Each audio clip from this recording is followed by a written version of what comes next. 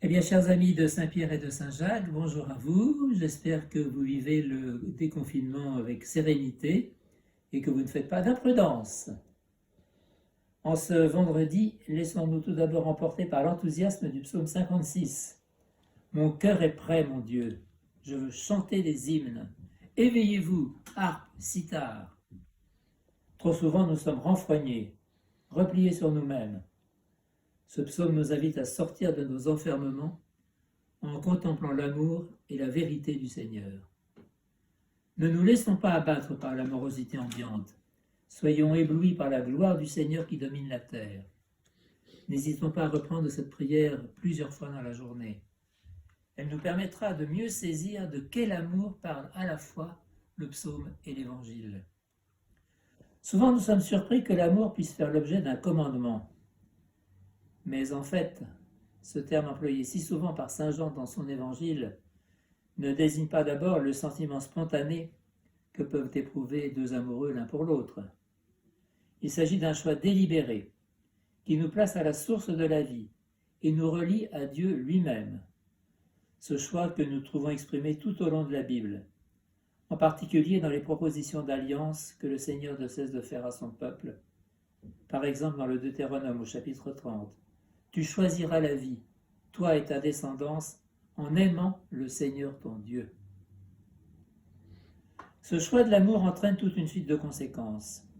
Il fait de nous non plus seulement des serviteurs, mais des amis. Il nous permet d'entrer plus avant dans l'intimité du Père, qui nous attend dans sa demeure céleste, comme nous l'avons vu vendredi dernier. Il nous permet de prier en vérité et de pouvoir ainsi être exaucés. Cet appel à nous aimer les uns les autres est vraiment le cœur du testament spirituel de Jésus, qui nous livre dans ce terme et ses variations le ressort même de sa vie et de son action. Cet amour ne peut pas rester stérile.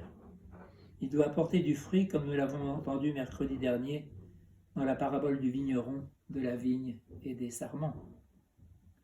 C'est cet amour qui a permis aux apôtres de prendre les décisions justes et porteuses de vie lorsque d'éventuelles dissensions menaçaient la vie et l'unité de la jeune Église.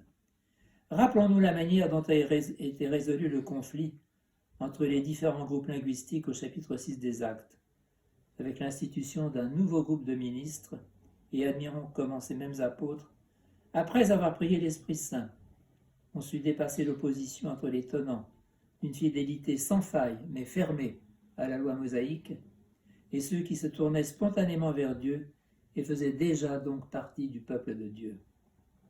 Il ne s'agit pas d'exclure, mais de permettre à chacun de trouver sa place en prenant au sérieux les exigences formulées et vécues par le Christ lui-même. Cette jeune Église qui se découvre et prend conscience de toutes les richesses spirituelles qui lui ont été léguées par le Christ comprend de mieux en mieux tout ce qu'elle peut et doit apporter au monde en vivant ce commandement de l'amour qui, avec la force de l'Esprit Saint, doit renouveler la face de la terre. Bonne journée.